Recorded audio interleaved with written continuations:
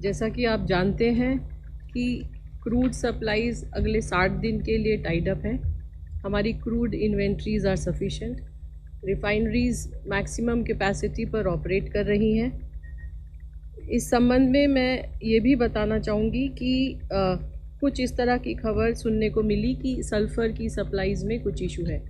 मैं ये बात क्लियर कर देना चाहती हूँ कि क्योंकि हमारी रिफाइनरीज मैक्सिमम कैपेसिटी पर ऑपरेट कर रही हैं, इसलिए सल्फ़र की कोई शॉर्टेज नहीं है।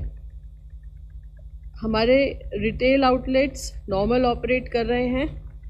इंटरनेशनल वॉलेटिलिटी के बावजूद भी पंप के प्राइसेस में कोई इंक्रीज़ नहीं किया गया है। भारत सरकार ने प्राइसेस को स्टेबल रखने के लिए एक्साइज ड्यूटी में रिडक्शन किया है और कुछ बाहर हमारी ऑयल मार्केटिंग कंपनीज भी उठा रही हैं और लगभग 24 रुपये का अंडर रिकवरी पेट्रोल के ऊपर और 104 रुपये का अंडर रिकवरी डीजल पर लीटर डीजल पर है। इसके अलावा नेचुरल गैस की सप्लाई डोमेस्टिक कंज्यूमर्स को 100% एश्योर्ड है और जैसा कि मैं आपको बताती आ रही हूँ कि भारत सरकार ने पीएनजी के एक्सपेंशन के लिए कई सारे कदम उठाए हैं। ये इसलिए भी ज़रूरी है कि इससे हमारे एलपीजी के ऊपर जो प्रेशर है वो ईज़ आउट होगा। इसी क्रम में आपको मैं याद दिलाना चाहूँगी कि भारत सरकार ने एक ऑर्डर इशू किया था और जिसमें ये कहा था कि 10% एडिशनल कमर्शियल एलपीजी दी जाएगी अगर state government ease of doing business के द्वारा पीएनजी एक्सपेंशन को प्रमोट करेंगे।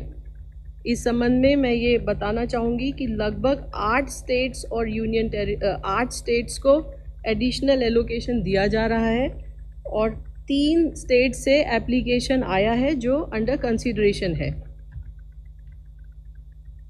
पिछले एक माह में लगभग 3,33,000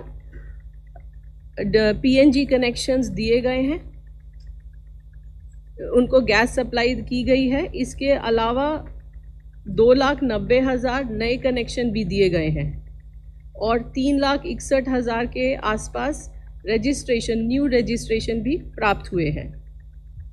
एलपीजी के सप्लाई के संबंध में मैं ये बताना चाहूँगी कि पेट्रोल और डीजल की तरह ही इंटरनेशनल वॉलेटिलिटी के बावजूद प्राइसेस आर स्टेबल।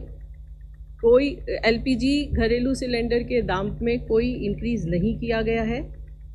किसी भी डिस्ट्रीब्यूटर पर ड्राई आउट नहीं है और सभी डिस्ट्रीब्यूटर्स के पास पर्याप्त एलपीजी उपलब्ध है।